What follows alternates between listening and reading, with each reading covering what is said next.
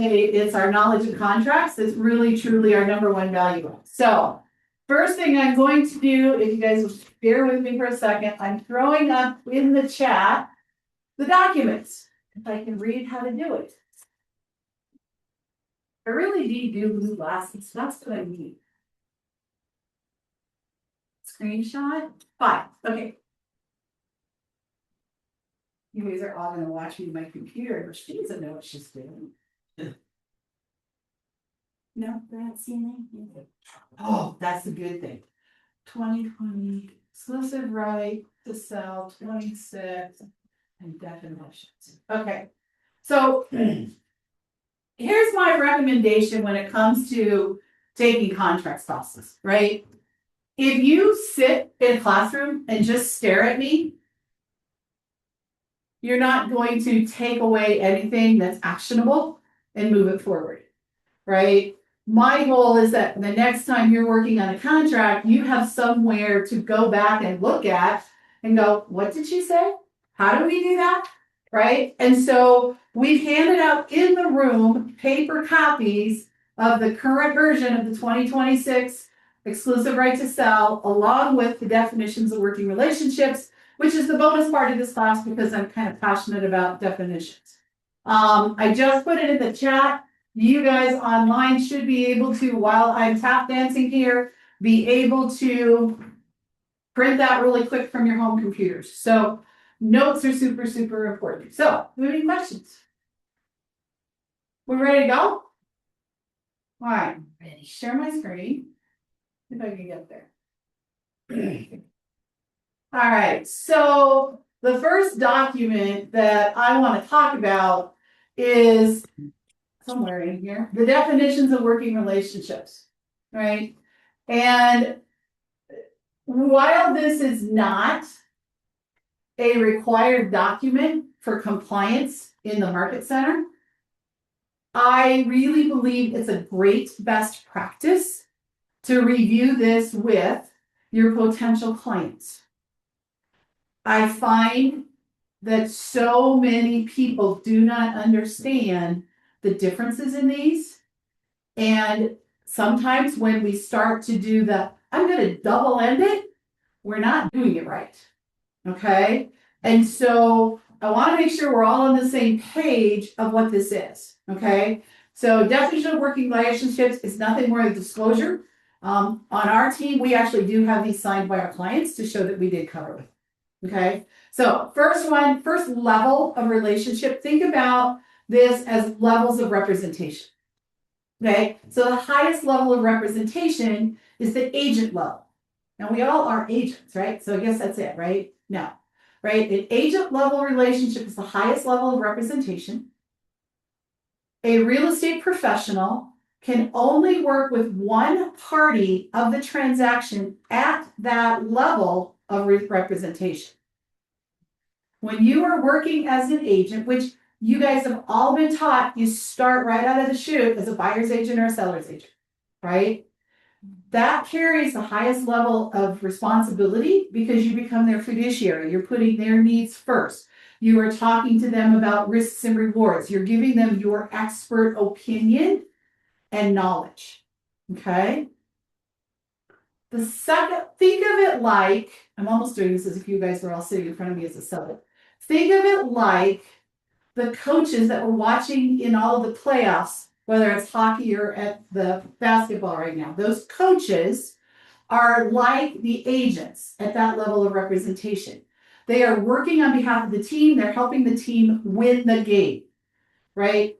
That is kind of like a good example of what we are as an agent, okay? Highest level of representation, working only for the party that we serve at that level.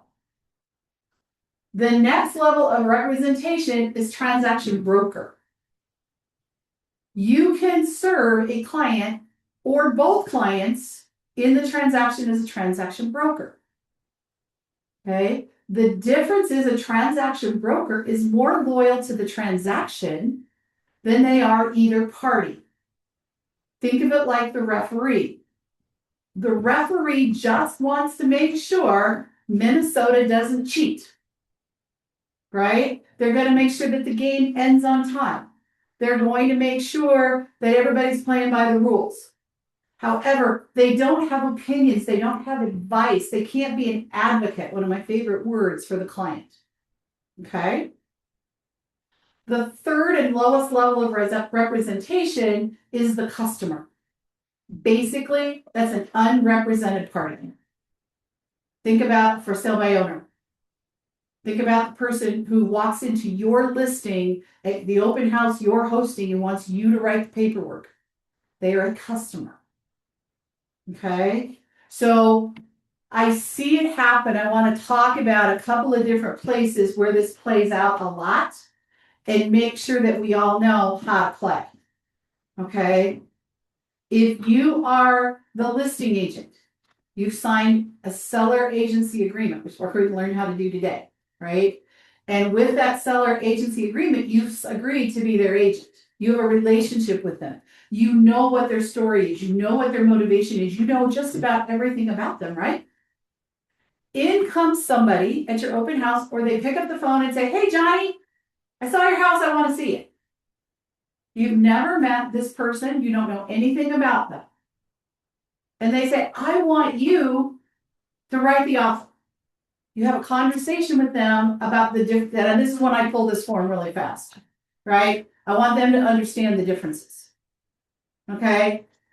If they say, it's okay, Johnny, I want you to write the paperwork, I understand you're working for the seller, then that buyer is a customer and Johnny is still with the seller. Okay? Do you guys see the difference? Here's what you guys all try and do. You try and move the transaction broker on both sides. But that's not fair because you have the long-term relationship, motivation, understand everything about the seller, and you're going to treat somebody that you just met 5 minutes ago the same way. Do you guys see the difference on that? Super important, okay? Questions on Zoom land? That was your bonus class for today. Okay, so what are we going to talk about today? We're going to talk about the exclusive right to sell. By the way, on Zoom, I am terrible at monitoring the chat when I'm teaching. So if you've got a question, go off mute, scream, yell, and eventually I'll hear you and I'll come back, okay? But please don't write in the chat because I can't even see it from where I'm looking. Okay, Vanessa? And just a reminder for those on Zoom, please make sure you have your cameras on so that you get your credit for CE. Thank you. Thank you, Chris and Teddy. Okay, so this form went into existence and it went into effect. We started using it January 1st of 2026. Whenever you are filling out contracts, make sure you're using the current forms. Okay, it is funny, we've started seeing some clients who are using old templates and they're using the 2024 version. Major problem, right? So make sure you know you're using the right one. At the top of the contract, it starts right out with, this is a binding contract, that's legal and tax implications, and we're getting the client to go get professional advice. Unless you truly are an attorney by education and licensure, you don't give legal advice, right? There's a lot of things we can do that are kind of legal, right? But we're not attorneys, okay? We just get to play one once in a while. Okay, compensation is fully and always negotiable. It is not set by law. We're going to spend a lot of time on that. And then there are different brokerage relationships, which we've already explained to the client. Okay. We start with the exclusive right to sell, and you're going to start as seller agency. So you're going to check that box. Okay. Oh, and by the way, you're looking at a template that I have built. So you're going to see how a lot of things I do in my business. You do not have to do everything exactly the way Margaret does. I'm just going to say that, right? Bob and I and Charles, we don't necessarily always agree, but guess what? The contract allows us that flexibility. So I'm going to say that. Over here, you're going to have the date. That's the date in which you're preparing the contract to review it with your seller. And then number 1 says this is an agreement between the brokerage firm and the seller. Not an agreement between you. The brokerage firm owns the agreement. They own the listing agreement. Okay. In number 2, I'm looking around. We're all in the same brokerage and there's more than one of us. So we must be a multiple person firm. Mm-hmm. So if you work in an office where there are more than one real estate licenses that are active, then you are a multiple person firm. If you decide to go out in the future and open your own independent and you're a one man or one woman show, then you would check 2.2. So for today, you are and always will be, if we're in this office, you are at 2.1. Okay. Defined terms. The seller, this is where you put their name in. So a very strong best practice that I have for all of you that are listing agents is to always get an O&E from your favorite title company prior to completing the listing paperwork. The reason you want to do that is that I know we can go out to relist. Did you know that when they type those names in, sometimes they fat finger them? Or they write, if they don't know, like if somebody's name is Patrick Tom, well, which is the first and which is the last? Sometimes we don't know. I actually knew a guy named Patrick Tom. It was pretty funny. So when you get an O&E, you can find out and see the vesting deed, which therefore means you can take the seller's name directly from the transfer deed, so you know exactly how they have taken title.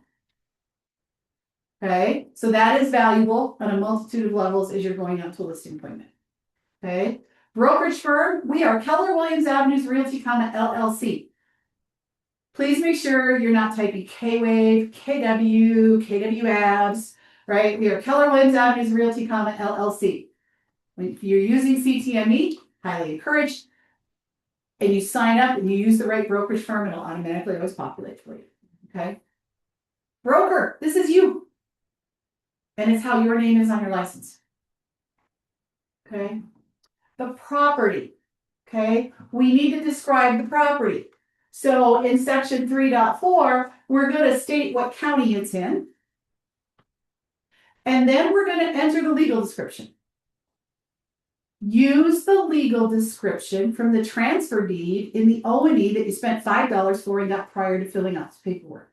Then you actually have the real and accurate O&E. Legal, sorry. Thank you, Stacy. Okay. If you use what shows up in Realist, that is not a real legal description. It is truncated. Okay. How many of you want to sell the wrong property? Protect yourself by spending $5. Okay, and do this. So your legal descriptions will always end in county of state of Colorado. That's how you know you got it right. Okay. And then finally, the last part of 3.4 is the mailing address of the property. I recently saw some paperwork. It was actually a contract to buy and sell, and it only had the mailing address on it. Mm-hmm. Well, do you know how confusing that is? Like here in the Denver metro area, we've got parts of town that you will have a zip code and it could be a Littleton or a Lakewood mailing address or a Lakewood and a Denver mailing address. So which one is right? That's where you got to go back to those transfer deeds. Okay, so those are super, super valuable to you. Okay. Section 3.5 is the home for a part of affordable housing. Has it been designated when it was built as an affordable housing house? If it is, you need to check the box, then call Bob, call Margaret, and find out how you sell affordable housing houses. They're a little different, huh, Johnny? They're a little different. They're a little different. They're a lot different. Okay. When you're buying one, they're a lot different. Yeah. So, yeah. But always ask, right? Green Valley Ranch is an area where you do have a lot of affordable housing in Denver County. And if you go back, right when I got my license in 2014, there was all this confusion out there because the legal descriptions didn't identify them as affordable housing. And with the Great Recession, a lot of homes people bought that shouldn't have because they bought affordable housing houses as non-affordable housing, and then they were trying to sell them and the county figured out what's going on. So go back and Google it. It was quite a time. Okay. Section 3.6, are you doing a sale or are you doing a lease? In this market center, we don't do leases, right? So we don't have to worry about checking 362. Okay? No leases in our market center. We do not do leases. We do not negotiate them. Nope. Okay, listing period. Now, it didn't show up on my template because I didn't force the date in here. So in 3.7, this is where you're going to put the date of when your listing agreement begins and when it ends. So if I just do this really quick, just to help, so you can see it.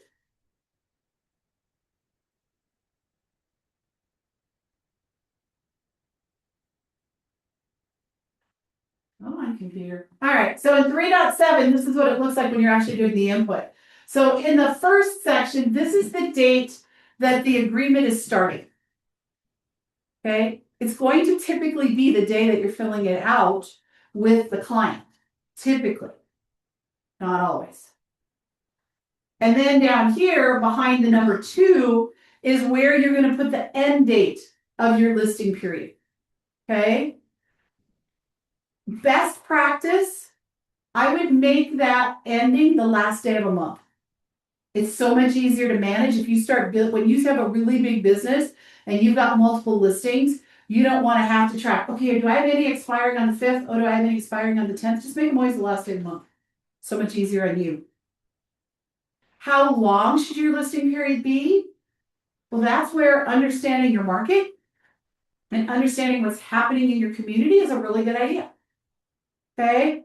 So Vanessa, in 2022, could we have taken a 90-day listing and get it done?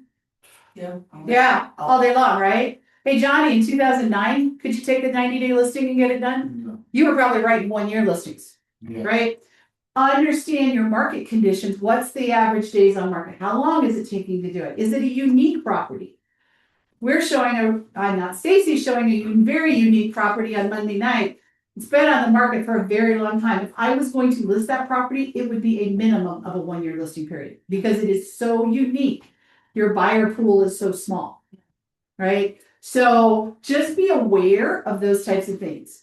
My best practice is I like 6 months. And that seems to be kind of, Johnny, is that what you do too, 6 months? 6 months usually. Yeah. I mean, again, it depends on the property. If it's a big $4 million ranch, then it's gonna take longer, obviously. Right. Typically 6 months. Yes, Ryan. Would I'm assuming you wouldn't want to go past a year, right? Or does it just kind of depend on the situation? If I was doing this property that she's showing on Monday night, I probably would have written it for 5 years, but the reality is I wouldn't want it out there for 5 years. Okay, so, okay. Yeah. Like an investment program? No, Kevin had told me at one point in time we shouldn't be writing them for longer than a year. I don't know if that was a Kevin best practice or a rule, but it would be rare that you would ever go beyond a year. Like, I just think that's a really long time. That's a long time, yeah. It's a long time to keep a seller happy. Okay. All right. Applicability of terms, section 3.8. Going back to listing period. When would your listing period not be the day that you're signing the agreement with the seller? So let me give you an example. Your phone rings and they say, hey, Lynette, I want to talk to you about selling my house. The agent that I'm working with right now isn't getting the job done. Our agreement expires the end of the month, but I want to get this thing set up. Can you come talk to me? And you go talk to them and they agree to hire you. You want to get them under contract as soon as possible, right? Because you don't want them calling me. Right? So then your listing period would start the day after their expiration of the one with the other agent. And what if they have a hangover period? Doesn't matter if they have a holdover period. Holdover, hangover. What did you do last night? I mean, If you were part of the Voorhees Wilson family, I know what you did last night and that was appropriate, but, so. This agent, I still Yeah. hanging over my head. The holdover period does not do anything with the future listing. If you read the holdover period, we're gonna get there. It's about protecting the previous agent, but the minute they sign with another agent, it doesn't matter. Okay, so if Lynette's gonna take that listing and it expires on April 30th, she wants her listing to start May 1st, even though she's signing it today, April 23rd. Does that make sense? Yeah. Okay. So they can sign it that day with you? Uh-huh. Let's date it. Right, because you can't start till the other one's expired. Okay. Okay? And the holdover is not applicable if you sign the next day? Yeah, we're gonna get it, we'll get there when we get down into that section, if that's fair. I think I have a question. You got what? I'll wait for my question. You'll wait till I actually get to that part of the contract? Yeah. I like it. Alright, applicability of term. This means that if you enter N/A or the word deleted, it deletes the whole section. If you put NA or deleted, it deletes the section. Oh, okay. So you have to be very careful with your N/As. When I first started, I defaulted CTME to make every blanket NA. Dumbest thing I ever did. So now I've turned it off. Okay? Because I don't want it deleting parts of the contract. It literally just disappears, so we go 3.6.1 to 3.7. It doesn't make it disappear, but when you write NA out to the side, it means that whole section's not applicable, so nobody's going to do anything with it. So it's not like hiding it like you can in the contract to buy and sell, but you're saying this section doesn't apply, so move on. Okay? So what would you put for 3.8 then? Just leave it alone? Well, 3.8, you don't do anything because it's the description. Oh, okay. 3.8 is telling you, so remember in the contract, not every field requires action on your part, right? These contracts have a lot of, this is what this means. This is what we pay attorneys for, right? So they have to explain in the contract so that everybody knows it, that a check or similar mark in a box means that that provision is applicable. The abbreviation NA or the word deleted means that it's not applicable. The abbreviation MEC, mutual execution of the contract, means the date upon which both parties have signed the seller listing agreement. So it is a definitions paragraph telling you what those things mean. Okay? Section 3.9 defines what a day is. And it says a day is a 24-hour period that ends at 11:59 p.m. Mountain Time. That's a day. It actually has to define it for us. Yeah. Okay? Then in 392, it's saying if you're computing days and a date were to happen to fall on a Saturday, Sunday, or legal holiday, what happens? To the following Monday. It depends on how you fill out the box. So Right? So if you check will, then if it's something falls on a Saturday, Sunday, or holiday, it automatically rolls to the next business day. It can't be a Monday because Memorial Day is coming and that's a Monday. So it's got to be the next business day. This applies when you're writing contracts with MEC plus, TFC plus, or anything that's a plus. If you're putting hard dates in, I hope you can look at a calendar and know what a Saturday and Sunday is. what does the plus? So when you're writing in the contract to buy and sell, come to my class next month, Yeah. you do in the dates and deadlines MEC plus 3 days. So if we're doing earnest money, okay, we're turning in earnest money, we do MEC plus 3 days. Well, if I'm writing that and they accept it on Thursday, when is 3 days? Friday, Saturday, Sunday. Well, they can't turn in the earnest money because our friends at title are closed. So if you checked will, it will automatically roll to the next business day. If you checked will not, and the buyer didn't turn in the earnest money on Friday, assuming it's not a holiday, they're in default because they can't get it there before the deadline. Damn. So that plays more into the role when you're dealing with MECs and TFCs and any kind of those abbreviations pluses. But always check will. And How often are you dealing with the MEC? Sorry, the MEC versus regular flat out dates. Why would you use that? If I'm writing an investor contract, if I'm doing a backup offer, if I'm giving them an extended period of time to accept it and I can't figure out hard dates, you don't see it often to answer your question. But the reality is you have to have the knowledge to know what to do when you do. So even if you're going to be in an environment where you're doing hard dates, now this is a listing contract, you have no control of what offers you're going to get. So protect yourself as if you're going to get MECs or TFCs, which stands for termination of first contract with a backup offer. This way you know you're protected. So just check will. That's what I'm going to say. termination of first contract is TFC. Yes, that's a whole other class on that. Yeah. Okay? All right, how we doing, Zoomers? Somebody want to give me a thumbs up? I can see Chris. Thank you, Chris. All right. So just real quick, with 3.8 and 3.9, those are just pretty much just definitions, and I guess. But you need to check a box in 392. Right. If you don't, what does it say? Should neither box be checked, the deadline will not be extended. So you could leave it blank, which is the same as checking will not. Defaults. It's false to will not, right? Here's my number one advice to all of you. Take some time in the next couple of days and read every line. Like, I'm not reading every line of these contracts to you guys, all right? We won't be done in 2 hours if I did that. Okay? However, read the actual contracts, right? Because now that you've been in at least one class, you've heard a little bit about it. Now when you actually go read them, it's actually gonna make more sense. Okay? This is a great way to enhance your skills in contracts. Okay? Some of you are looking at me like I'm talking a foreign language. Okay. All right. Section 4 is all about brokerage relationships. The beauty of this section is if you utilized the definitions of working relationships, you've already set the stage. However, if you choose not to, and that's okay, if you choose not to, this is where you're going to have that same conversation. The big highlights of this section is this. It's in section 4.2. It says that in an in-company transaction, different brokers, when the seller and the buyer are using brokers that are in the same brokerage firm, they continue to stay at agency. So if Christy has the seller and Karen has the buyer, the brokerage firm owns both of those relationships, right? Both of those contracts, right? Because they're different brokers within the same home, Christy still gets to be agent level. Karen still gets to be agent level.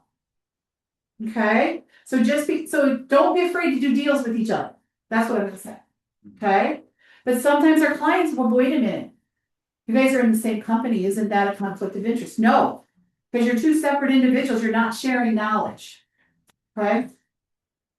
Section 4.3.1 talks about what happens when you, as the seller's agent, have a buyer who you have a buyer's agency agreement with, and that buyer says, I want to buy that house.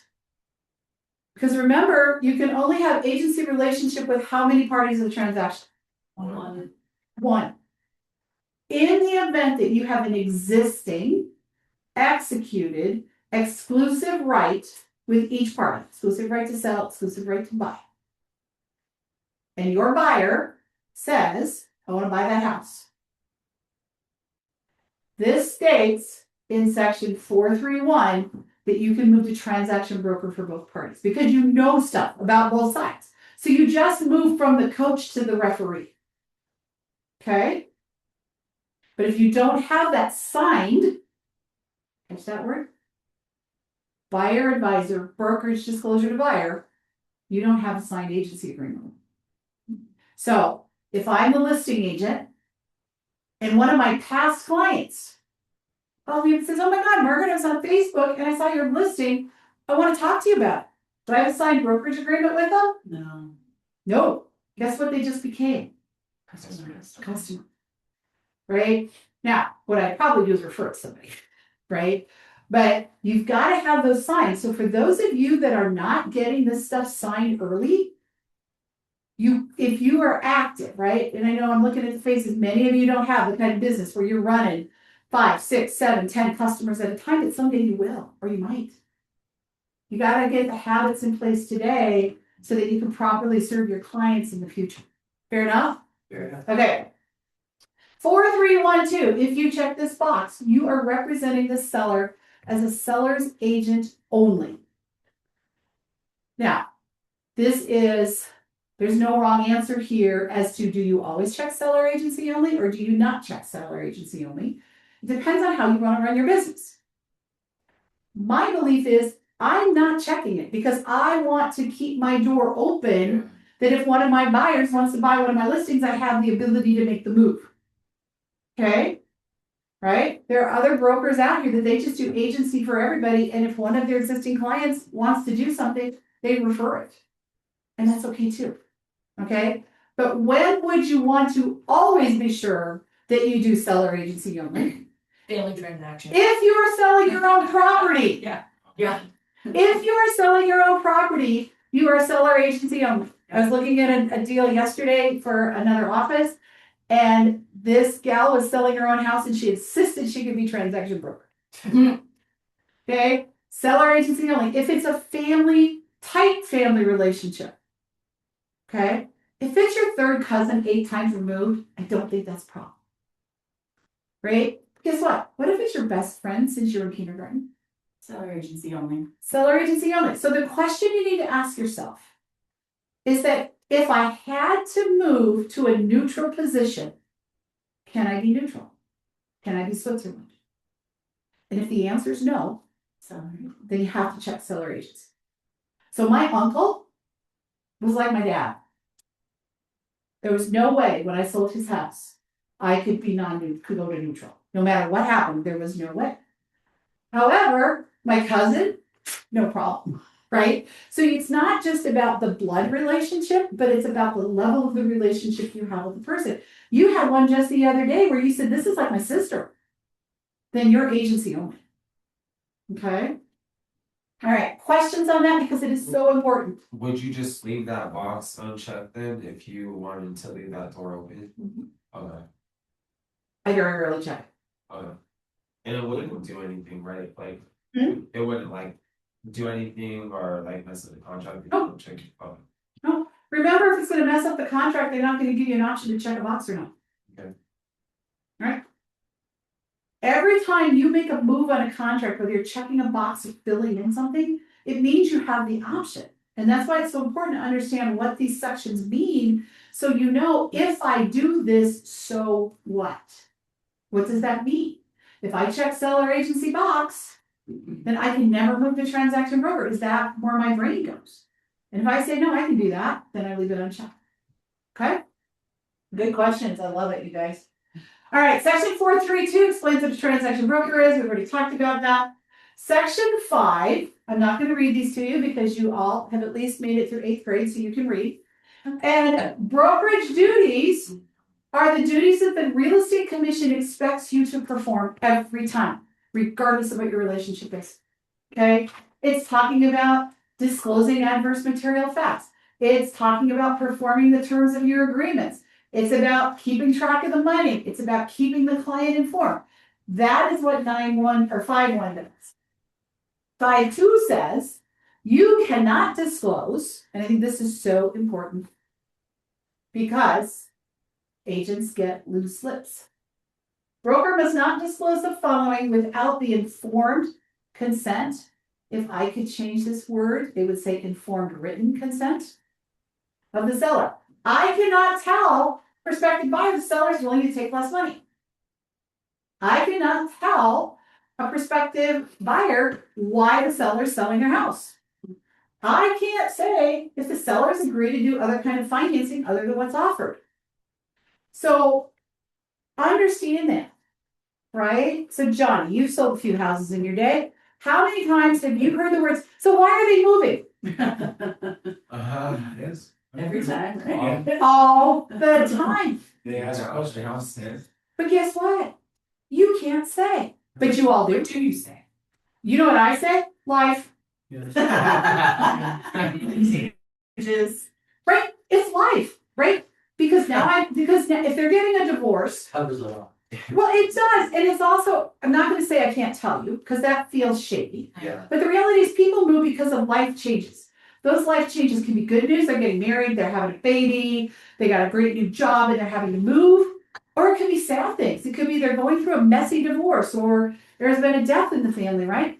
And as a buyer's agent, if you guys knew that the seller was in the middle of a messy divorce, would that influence how you might write the offer? Possible. All day long. All day. So if you tell, you're not representing your seller. It's not as low. So why are they moving? Life changes. Yes, ma'am. So if the seller says it's okay to tell them for some reason, then you can. Yeah. If the seller says, and then when they do, I'm going to throw it into additional provisions. Okay. Seller has given broker permission to disclose that the reason for selling is we're in a nasty, ugly divorce and I want to get rid of it. Cause everything has to be in writing. Yes, because guess what? Here's what's gonna happen. If they say, yeah, go ahead, we don't care if they know we're getting a divorce. Okay, and Johnny, who's a savvy broker, gets me to say, oh yeah, they're in a messy divorce, Johnny, like, we just gotta get this done. Okay, Johnny would ask questions. oh, Johnny asks questions, trust me, right? And so, here's the thing, right? He's gonna go back to his buyers and he's gonna say, I think we can get this at a really good deal because they're in a messy divorce and they're desperate and, this is going on and that's going on. So we get this one offer in and it's less than asking and they take it. And then in the future, the buyer happens to meet the seller. And in the bar, they're having a conversation. And guess what? The new owner says, we were so glad we learned that seller was an ugly divorce. We actually saved $20,000. Guess who's gonna have a problem because you disclosed something you shouldn't have? You gave the other side a competitive edge. Ryan, would you send the coach of the other basketball team your playbook? Okay. There we go. All right. Makes sense. Yeah, it does. Do not, and remember, for those of you that coach with me, how many times do I say, ask an open-ended question and shut up? Because the awkward silences, you learn information. Okay? All right. 5.2, just talked about that we still can't disclose any facts regarding circumstances that could psychologically impact or stigmatize property. Okay? In Colorado, if a property has spirits, do we have to tell? Or no? If somebody died in the house, do we have to tell? If there was a murder in the house like John Bonet, do we have to tell? No. Now, the neighbors have bundt cakes. So this is where I have conversations with my seller stuff. Okay. The neighbors had bundt cakes. I did. So let's just say that there was. An example here. You're gonna get what I gotta get. I gotta find that. So let's use John Bonet, because that's very public, right? Yeah. So John Bonet Ramsey, somebody's moving in from out of state, they don't know anything about it from 30 years ago. They don't know anything about it, and they go to buy the John Bonet Ramsey house. Okay? And it's not disclosed that this is the John Bonet Ramsey house. Okay. And then after the buyers move in, what always happens? Here comes the neighbors with either a plate of cookies or a bundt cake. I get it. And that's what happens. Yes, exactly. Did you find the room where they found it? Like those are the kinds of things that happen, right? That just happened to the Kesslers when they were doing that fix and flip one. The neighbor came over while we were looking at it and said, oh, let me tell you. And apparently Let someone me tell you. themselves in the house. Yeah. They were like, they didn't know. What? But they're not obligated even if they know, right? We're not obligated unless the seller gives us permission to, right? But the reality is, what I always tell the seller is, depending on the circumstances, it's always better to disclose. It is. I have one too. It is. Because you're right, the next door neighbor.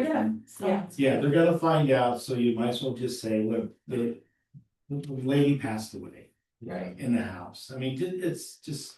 Now, what about, I had this happen when I was in Prairie Center and selling new construction. And the gentlemen were city workers. And they did not do the shock drop on the hole they dug. So the hole collapsed. And there were 3 guys in the hole, 2 got out, 1 died. I was showing the house, it was in that backyard. I was showing that house and watching it from the window. But did I need to disclose that?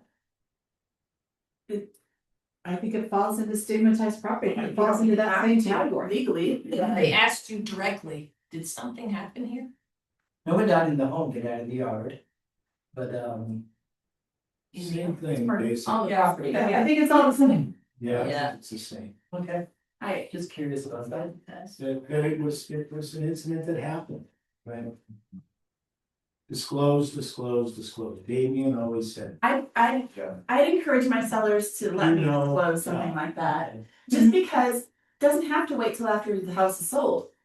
What if they see everybody there for the 4 hours they're doing the inspection or whatever, and they come over like, oh, you guys live in the house? Oh my gosh, this is so amazing. I thought this house would never sell because so-and-so, died in there, and they're going, Right, she's right, right? and then they back out, and the seller's like, we wasted all this time with this buyer, now they're backing If they out. would known up I mean, front, they could have just Right. disclosed it up front. Mhm.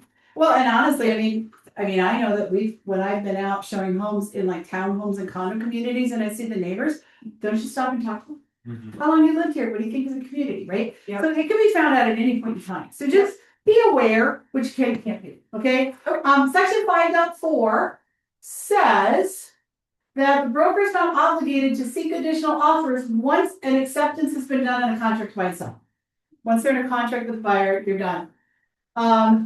Broker has no duty to conduct an independent inspection of the property for the benefit of a buyer and has no duty to independently verify the accuracy and completeness.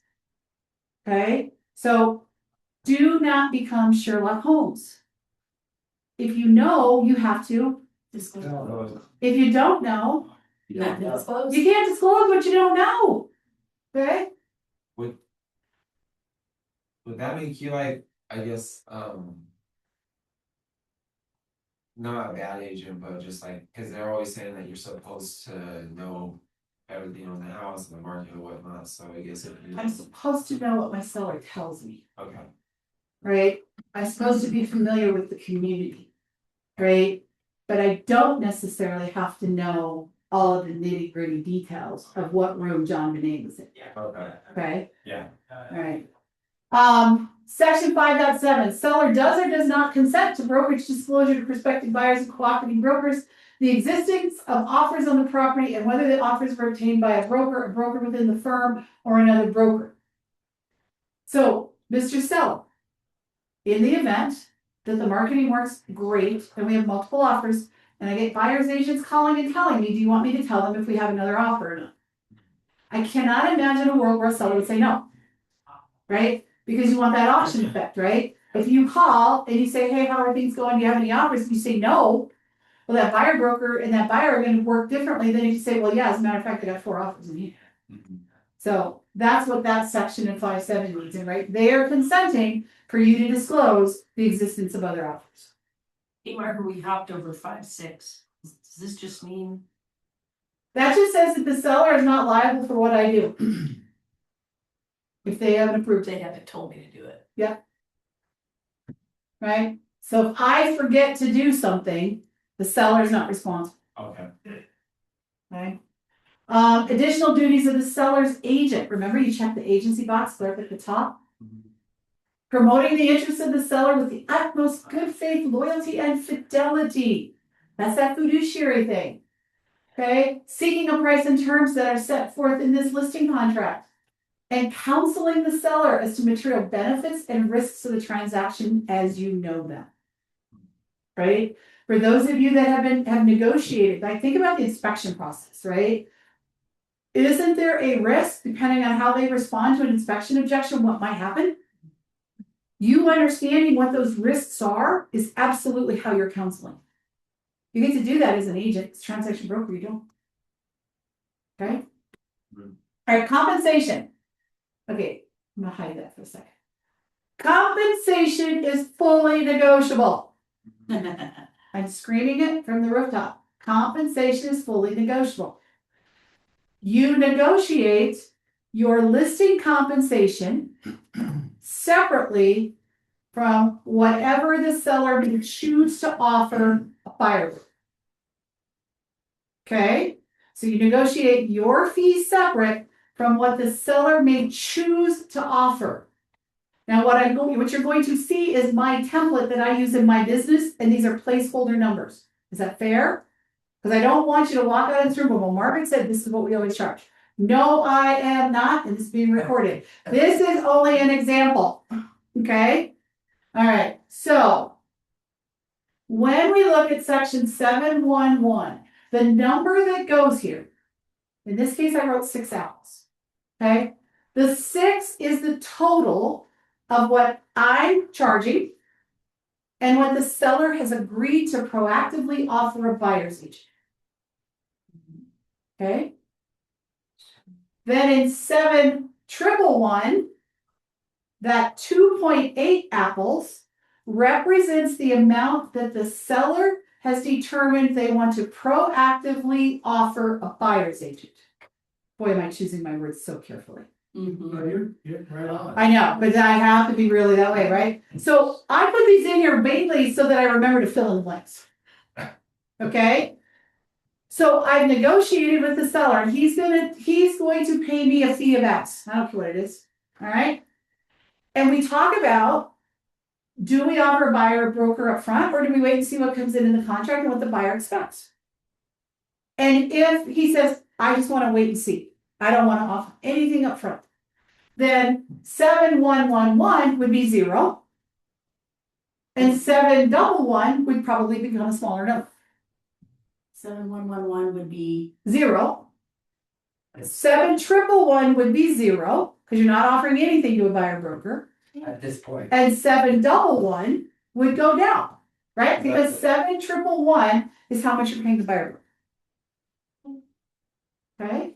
So it would still say, in your example, would still say 6%, but the 2.8 would be 0. No, if that was real, that 6 would become 3.2. Why? Oh, okay. Why- Because 6 represents the The full total. number of the seller can. On both. Oh, okay. so why would it be 0? Why would 7,111 be 0? Because they're not paying buyers. Because they're not paying a buyer broker. Yeah. Oh, 111. I'm sorry. But I my- knew you were six. confused. But Well, my I know. I thing was like, you wouldn't put 0 in the first box. No, you wouldn't. No. So That's what I was. if the Yeah. if the seller says, I'm not offering the buyer broker anything, 7,111, the 6 becomes my number. Let's call it 3 because it's easy math. And then the 2.8 becomes 0. Yeah.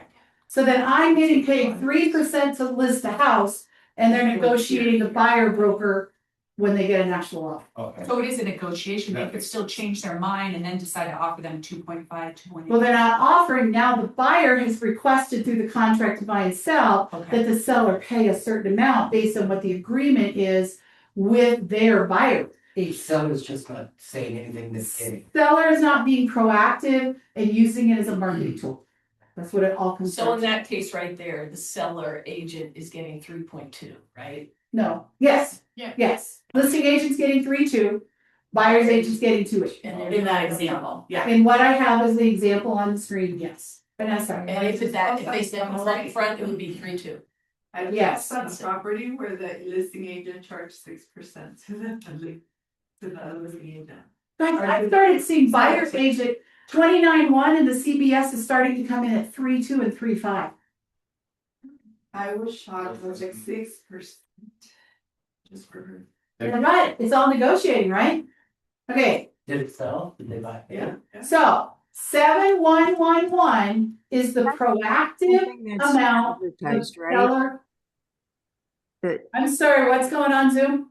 That's not something that you put out there, and you don't advertise that you are or are not paying the co-op for the buyer's broker, correct? So I am not advertising it in the MLS, right? I'm not stating in the MLS in this example that this seller is willing to pay 2.8%. However, there are no rules that stop me from sending emails to agents or any other way of saying that the seller is offering a compensation. It all comes down to the MLS rules.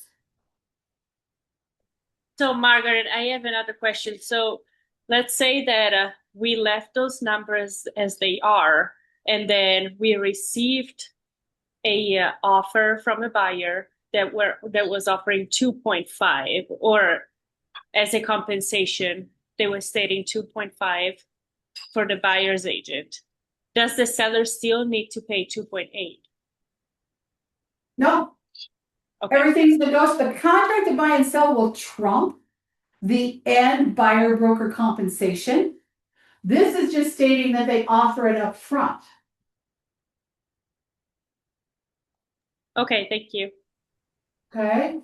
7,112 talks about the math. If the seller agrees to pay the buyer's brokerage firm pursuant to the contract between buyer and seller seller's compensation to the seller's agent or brokerage firm will be reduced by that amount not to exceed the buyer's brokerage firm compensation in 7111.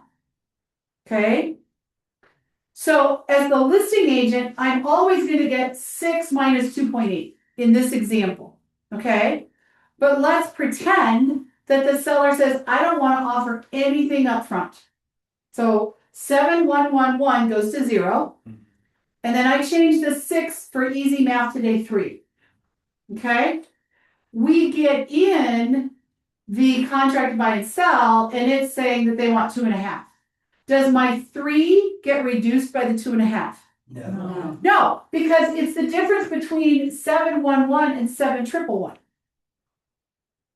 Now, here's where you gotta be careful, listing agents, is that if you are anticipating double ending a deal, or you have a seller who wants to make 71111, okay? What if you don't put in the clause that talks about what the compensation for you is going to be if you have both sides to the transaction, and this is 3 and 0, you're getting 3. Okay?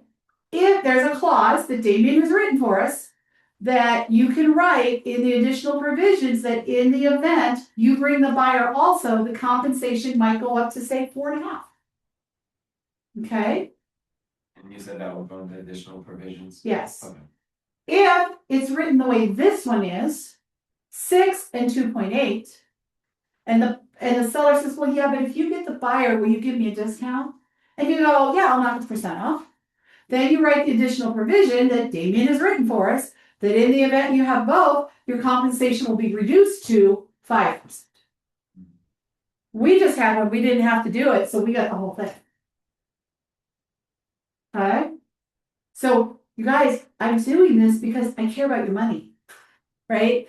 And I want to make sure you're getting paid what you're worth, right? But I also want to make sure you understand it because it gets a little complicated until you, this is a section you literally have to read it word by word by word. Okay? What's confusing, Ryan? Just, I'm getting it now, but just the more you learn and listen, the Mhm. more it starts to. Yeah, read that section. Okay. All right, section 712, we don't care because we don't do leases. 713, other compensation. This is usually me none.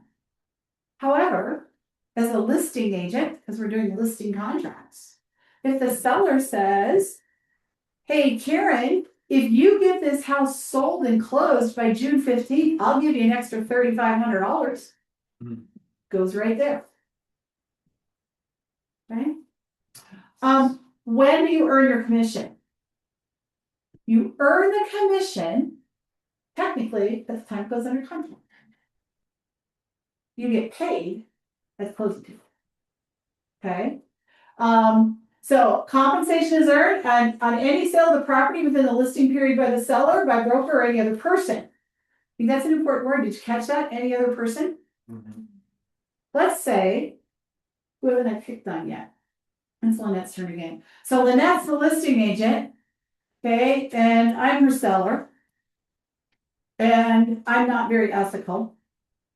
And I make an agreement with my neighbor and I do a side contract to buy and sell. I don't even tell Lynette about it. Maybe I do. Maybe I call her up and say, Lynette, you're fired. I sold the house to my neighbor. We're done. If that house closes during the listing period, is Lynette eligible for her compensation? Yeah. Yes. I'm glad you all knew that.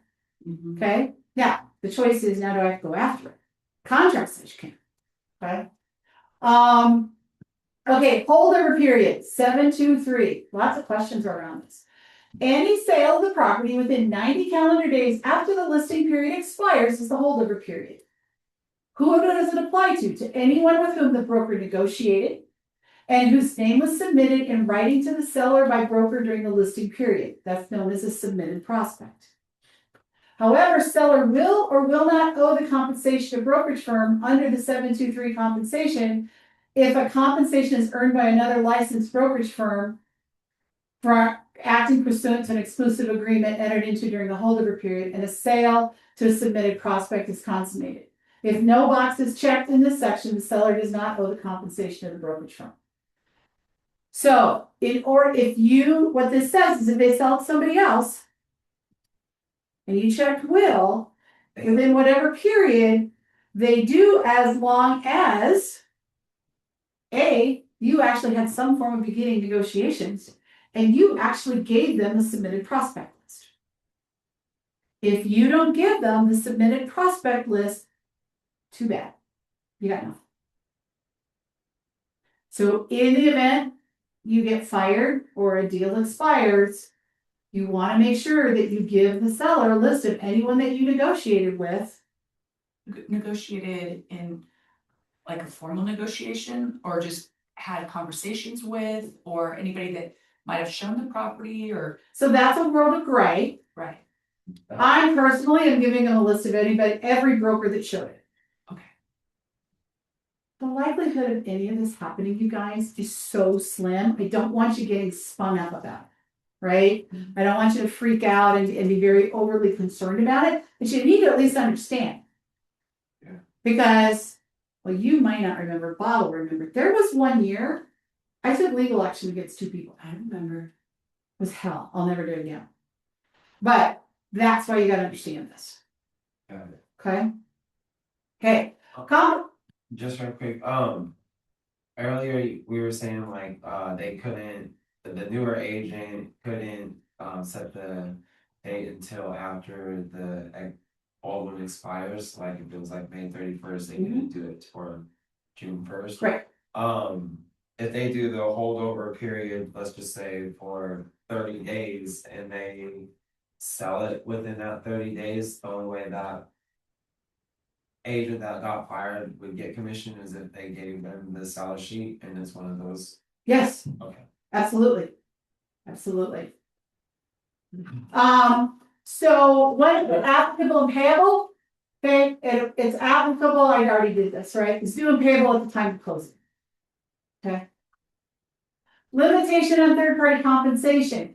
Neither the brokerage nor the brokerage firm will accept compensation from another party without written consent of the seller. Right? You're not allowed to access or receive markups or other compensation for services provided by a third-party vendor. On the listing side, do you know what you highlight title company? Yes. Right? Do you ever get kickback from your title company? No, they bring us lunch, right? I'm not sure that counts, right? But you're not going to get money or benefits for giving them to referring them to vendors. Okay? That's what that section 8 means. Okay? Section 9 talks about that we have talked to the broker about the advantage and disadvantage of the various marketing things, including utilizing the MLS. Is that not an interesting conversation in our industry right now? Yes, it is. Right? Not all the brokers are using the MLS anymore. Isn't that to a disadvantage for them? Really? I guess that's up to the seller, isn't it? Right? So, right. So what we're telling them there is that you've advised them that the advantage of putting them in the MLS. You'll notice that in section 9.1, it says the property will or will not be submitted to one or more MLS and will or will not be submitted to one or more property exchanges. We have had sellers who have said, I don't want my neighbors knowing I'm selling the house, so I don't want it in the MLS. I don't want a sign in the yard. I don't want it on Zillow. So this is what section 9.1 is talking about. But I want it sold tomorrow. Exactly. There is. Yeah. I'm not telling you it's real. I'm just telling you that there are people out there like that, and that's not their best decision. And so all this is pretty much saying that we explained the MLS to our seller. Right. Basically, section 9 is saying that you have advised them of the advantages and disadvantages of the variety of marketing tools that you have at your lever as it relates to the MLS and online. Okay? If you're going to talk to them about accessibility, who can access the property? We're going to get to that actually here in the contract. Okay, so 911, is the property gonna be in the MLS, yes or no? And are you going to allow it to be part of the property exchanges? You can actually turn off the IDX exchanges. So you could put it into RE Colorado, but not let it syndicate out to Redfin or any of the other places. I don't know why you would do that. But this is letting the seller know that they are in control of those decisions. Okay?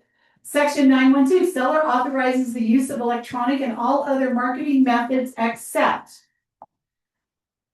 I don't want to sign in the yard, Johnny. Okay. Except I can do all electronic and marketing except no sign in the yard. So you would put the sign in the yard. So what are those stipulations you're gonna write? Exactly. What is exempt from your marketing plan? Okay. No open houses. Okay. 914 and 915 is stating that either the property address will or will not be on the internet, and if the listing will or will not be on the internet. In 12 years, I've never had anyone say, please don't put it on the internet. I usually get the phone call about, hey, you told me we were active 10 minutes ago, it's not in Zillow yet. That's usually the phone call I get. It's coming. 92. How can the brokers access the property? Are you using an electronic lockbox like the Sentry locks? Are you using a manual lockbox? Or are they giving you your own code on the pin pad on their front door, which I'm seeing more and more people do? Okay. Whatever it is, check the box. In other instructions in that same section, what are some of their other instructions? These are usually the conversation around, look, the kids are still in school. We cannot have people traipsing through our house after 7 o'clock at night. We've got bath, we got homework. I don't want any showings after 7. Or I work from home and I can't do showings after 3 o'clock or before 3 o'clock, right? Excuse me. These are where the restrictions come into the showing. This is not, please remove your shoes in the water. Like, please remove shoes, lock door. Like, that's true showing instructions. These are restrictions that the seller is putting on you as to when you cannot show the property. But if you didn't have anything in there, you usually just have that conversation and update broker. Yeah. Showing service like for basic stuff. There's a difference between requested showing instructions and required showing restrictions. Right. Think of the contract as a showing restriction. I work from home. I'm on conference calls until 3 o'clock in the afternoon. I can't do it. That's a restriction. A request is please tell people to take their shoes off. I can't require them to do that unless I'm going to stand there. And even, how many of you worked in open house, told people to take their shoes off, and then off they go anyway? It happens. All right, 922. Who gets access to the property without you, the seller broker? Actively licensed real estate brokers and licensed appraisers. Right? That's what I check. Right? Now, I do not check unlicensed inspectors. That doesn't mean that unlicensed inspectors may or may not get access to the house once we're in a contract. But I want that to be a conversation with the seller at that moment, not something that we're putting in contract. Remember, you guys, this is a contract between you and your seller. If you don't fulfill these obligations, can you be sued? Yes. Are you in default if you don't do everything in here? So remember that this is the agreement between you and the seller. All right. Broker marketing. Please, you do not have to copy and paste this. This came out of the MREA, some red book that some guy named Gary wrote a few years ago. There's actually a 13-step marketing plan in there, right? This came from that. Use it as inspiration. Okay? So, is this what it looks like on every house that I sell? No, because some communities don't allow me to put a for sale sign up. Townhomes, Capitol Pines Village, right? Maybe the seller doesn't want a sign. If you're not going to put a sign up, then don't put number 3 in your marketing plan if you're going to copy and paste Margaret's list. Okay? Same thing. If I'm not going to do a virtual tour, Don't put it in there. don't put it in there. I had to take it off that investor special we had coming, right? Because I'm not doing one. I'm not spending the money for a virtual tour on a house that's just not worth it, right? If your seller is saying, I don't want any open houses, then remove that. So don't just copy paste and then go, okay, well, this is what market does, it's gotta be good. Make sure this is what you're going to do to sell houses. Fair enough? 5.3.1 is what we're gonna do to solve the house. Yep. Your marketing plan. Yeah. It is your marketing plan. 932. Seller authorizes the use of videos and pictures of both the internet, interior and exterior of the property with the exception of the following. It's usually none. I don't want a video of the koi pond in the primary bedroom. You're welcome. Okay, then that goes on there. If there are certain things, maybe they have a very expensive piece of art that's hanging on a wall. And they don't want anybody to know on the internet it's there. If somebody comes to see the home, it's one thing, but they don't want to advertise on the internet that they got the original Mona Lisa hanging in their yard, in their living room. They might say, I don't want my Mona Lisa appearing on the internet. So that's where you would put that there. Okay. All right. Marketing termination. This states that if okay.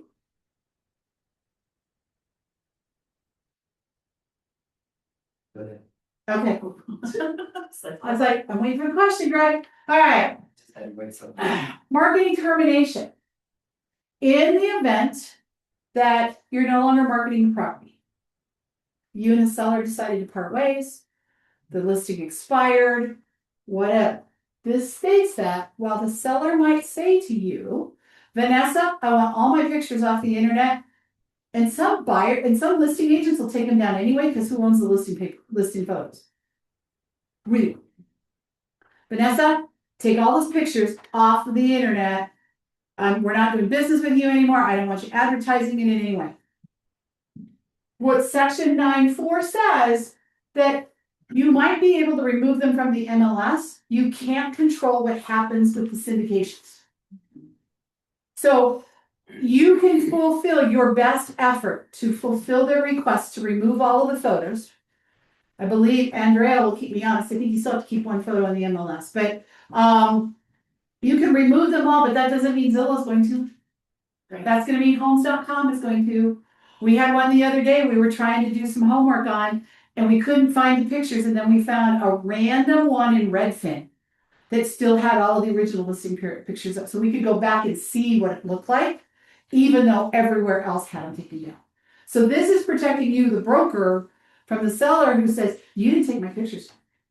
Well, I tried. They're off of here and they're off of here. I can't control what happened in that person's web base. Yeah. Okay. All right. Number 10. This is the seller's obligation to you. Okay. Number 10.1. They agree that all negotiations happen with you. Okay. Neighbor Joe sees the sign in the yard, comes over, knock, knock, knock. Hey, Mr. Seller, I didn't know you were going to sell your house. I've been wanting to buy a rental property. Can I just buy it? No, Mr. Seller, you don't start talking to neighbor Joe. Give neighbor Joe my phone number and I'll talk to him. Okay, so the seller is agreeing all negotiations come through you. Make sure they understand that. Advertising. Seller agrees that any advertising of the property by the seller, internet, print, signage, social media, must be first approved by the broker. They can't You create. guys, we have to take a new class now on fair housing. Do you want a seller to go out and put on social media? Hey, this is the perfect bachelor pad because it's blah, blah, blah, blah, blah. You guys want that? No. No, you know the rules. Make sure that your seller doesn't hurt you. Okay? Number 10.3. Mr. Seller, this states that you are or are not currently under an agreement with another broker to sell this property, and you have or have not received a list of submitted properties.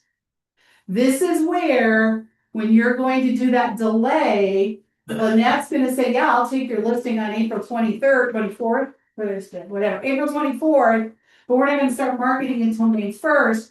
Her answer is going to be she is under an agreement. That seller is under an agreement until the end of the month. And then my question is, have they given you a list of submitted prospects? 97% of the time it's going to be is not and has not. But you guys have to ask the questions so you know what you're working on. Okay? Ownership of materials, seller represents that they understand that the photographs, renderings, images, videos, and other creative items supplied by the broker on or behalf of the seller are owned by the seller except as seller as disclosed in writing by the broker. Sellers authorizing grants to broker any MLS royalty-free licensure for the material. Okay? Yeah, it's a lot. Okay, seller represents that all materials that they supply. Okay, so that's what that key. I missed that word. So let's say it's January. How's the lawns look? Dead. Gross, right? How are the flower beds? Dead. Property has an amazing garden in the backyard. And the seller says, look at all these pictures I have. Can you use them? They own them. They're giving you permission to use them. That's what that's saying. Okay. And it also says that anything that you provide, you own. So the seller is giving you permission to use their materials that they provide to you, and anything you create is yours, not theirs. Got it? Got it. All right. 10.5, Colorado Foreclosure Protection Act. Just basically understand that one of the questions I always ask a seller, even before I go out to the table, is, are you current on mortgage payments? Have you received any notifications from the mortgage company that you're behind or that you might be approaching foreclosure? As long as the answer is no, we don't care about 10.5. Okay. However, there are certain rules, and I'm going to be really honest, I can't explain this. You're going to have to read it because I would be reading it to you, right? But it's literally, this Protection Act applies if the property is residential, it's their primary residence, and the buyer's purpose in purchase of the property is not for their personal residence. So if you have a property that is approaching foreclosure, and the seller is the owner, and he lives in it, and the person buying it is going to not live in it, there are rules and different contracts that have to be used. That is in a high level what that means. Johnny's looking at me going, yep, you got it, girl. Okay. All right. Well, we're only to section 11 and we only got 45 minutes to go. You got this. All right. If I drink another can of Coke, we'll get through for sure. Okay. Price and terms. Price 11.1. This is your agreed upon list price. Agreed list price. Your agreed upon list price. Now, depending on when you're taking the listing, you might not know yet. Right? So sometimes especially when we're getting ready for the spring market, right? People will hire us in December to hit the market like February 1st. Is the market going to change between December and February 1st? Yes. Good. Probably will. Ebb and flow. I'm probably not going to put a list price in. If I'm signing in December, I'm probably going to do a TBD. And then I will set the price and do a listing agreement amendment to set the price before I enter the MLS. But you guys, if you are talking to them, you're going to go on the market in the next 2 weeks. Is the market really going to change that much? No. Put the dang price in here so that way you don't forget to do your listing contract amend. And then when Bob's doing compliance, he goes, oh, this price is TBD. They've been in the MLS with 3 price reductions and there's no amends setting the price that you agree to with the seller. Problem? Yeah. That's fun. 11.2 terms, cash, conventional, FHA, VA. What terms is the seller providing? Is the property going to qualify for FHA and VA? Right? At yesterday's team rally, they talked about some of the things that could stop a property from FHA or VA, like chipped paint and safety house, right? So you may not want to offer it. There are rules in FHA, I don't remember about VA, but the flippers have to be careful. If you buy a property and you put it back on the market and it goes under contract within 90 days of when the flipper bought it, doesn't qualify for FHA. There's a 90-day window in there. Do you guys know that? Yeah. The flippers in the room all day. I'm watching Vanessa and Stacy go, yeah, right? Understand that. If it's condo, did you verify it's FHA or VA approved? Right? Don't be the agent who puts a non-warrantable condo approved for FHA and get all these buyers excited and then you have to break their heart. Because here's what happens. If you're not paying attention, you'll accept that offer. They'll take it off the market. And then about 2 weeks before closing, you find out they can't qualify because the condo community isn't approved. So do your homework. If it's single family, you should check them all. As long as you don't have, cosmetic issues that would cause you problems for an FHA or VA, right? If the windows are broken, I'm probably just doing cash and convention. Or missing stove, right? Yeah, missing stove, yeah, It's not immediately. missing furnace. Okay. Right. Another clause for Mitch. Okay, loan discount points. I wouldn't do anything in this, I'll just be honest with you, that's all part of the negotiation of the contract to buy and sell. I would leave it be. 11.4, the buyer's closing costs, FHA and VA.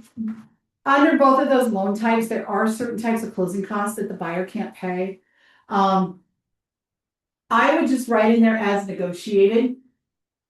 Because you just don't know what the negotiation is. A lot of those fees over the last 10 years have gone away. Yeah. Or the lenders are just eating them. So I would just write in there as negotiated. It's all gonna be part of the bigger concession anyway, right? 11.4 would be as negotiated. Yeah. Okay.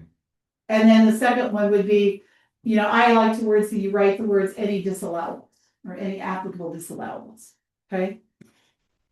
All right, 11.5 earnest money. So I love it when I know that somebody actually watched my contracts class to do their contract to buy and sell, or their exclusive right to sell. Because I had one come in the other day that said 1 to 2% of the price as the amount of the earnest money.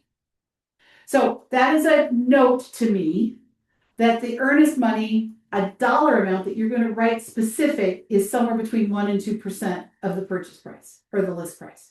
So you're going to determine a dollar amount. So if I have a $750,000 home, 1% would be $7,500 and 2% would be $15,000. I'm probably going to do the earnest money somewhere in those numbers.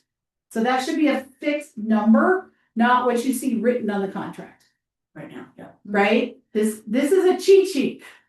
Okay? So should we just write right there, just put a fixed number? It's a fixed number, but if you don't know where to start, put the code out to the side, right? That's usually 1 to 2%. Write it in your notes out to the side. So when you go to write your first listing contract, you're gonna pull this packet that I gave you guys today and go, what did she tell us about that?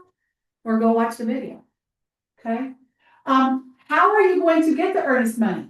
Going back to my real estate school teaching days, is earnest money always financial?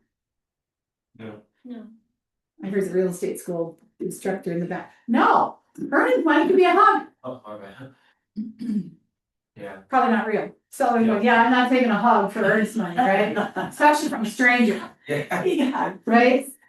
However, what are they willing to accept? Cash is not an option. So my options that I allow my sellers to choose from are a personal check, a cashier's check, or wire transfer. Check. So those are your safest three. You might have a client that says, I don't want personal checks, those can bounce. Okay, then take it off of your listing agreement. And then make sure you show that in the MLS. Okay? Section 11.6, seller's proceeds. I wish they would remove the trust account check. So your choices are either the seller is going to get their proceeds either with a cashier's check that they're going to walk away with from the closing table, or they're going to do a wire transfer. Yep. I strongly encourage wire transfer for 2 reasons. How many of you that have had closings in the last 4 years have had the seller and the buyer at the table at the same time? Not very often anymore. Used to happen all the time. Used to. Right? Now what happens is the seller signs, heck, the seller signs a day before, buyer comes in the day of closing, they might come in at 4 o'clock, they might come in at 9 o'clock. When does the seller get his check? After everything's done. After everything's done. So that means seller's gotta go all the way back down title company to get his money. I strongly encourage wire transfer. 1, for that reason, convenience for the seller. They're in the middle of a move, there's a lot going on. Here's another one, is that checks get lost. I had an amazing little seller who was moving to New Zealand. We closed on Friday. She was catching a plane on Sunday. She calls me on Saturday at an open house. I don't know if you were with me or not. I don't know. But sweet little thing calls me. She says, did you happen to grab my check yesterday? No, I can't find it. And I said, well, let me go back to the office, because this was back in the day that I was the dumb and took paper copies of everything. And I said, well, let me go back and check. So I went back to the office after my open house and I checked, I can't find it. I'm pulling every piece of paper, right? I call her up and I'm like, Miss Seller, I don't have a check. And she goes, oh, thank God you called. I found it. I'm like, oh, good. Where was it? And she goes, well, last night I couldn't sleep. And so I was shredding a bunch of paperwork, and it was like in my shred pile, and it was like 4 sheets of paper down. Had she done one more shred, where was that check? Oh, gone, shredded. And she was getting on a plane when? The next day. The next day. I highly encourage the safety of the wire transfer. By the way, I tell that story to my sons. My stories are your stories. Enjoy. Yeah, but the wire is just better for lots of reasons. Yeah. I mean, it's there the next day. It's a lot of times, not so much anymore, but they used to hold a check for $10,000 for a week before it posts. Yeah. You know, the wire is just so much, the wire is the way to go. Yeah. Yep. And the seller can provide the wiring instructions at the closing table, so it's not going through the internet, Right. which is their highest protection of wire fraud. So if they're like, well, if there's so much wire fraud, here's the same thing we're going to do. You're not going to fill out wiring instructions. You're going to bring your routing number and your account number to the closing, and you're going to write it on a piece of paper and hand it to the physical person. So you can help them get over that hurt. And if they're selling and then buying, money can also be wired to the next appropriate place. I mean, instead of going through all the, like if they're taking all their proceeds to the next, it can just be wired to the next, if they're closing on the buy side the next day or 2 days, whatever, it can just be wired over. Like Right, because if they take a check, it might not be available, and then they delay the buy. Exactly. Okay, FERPTA. Is your client a foreign investor? Never assume. If the answer is yes, check the box in section 11.7. If not, just leave it blank. So that's all I ask. That's all I know. FERPTA is up to 15%.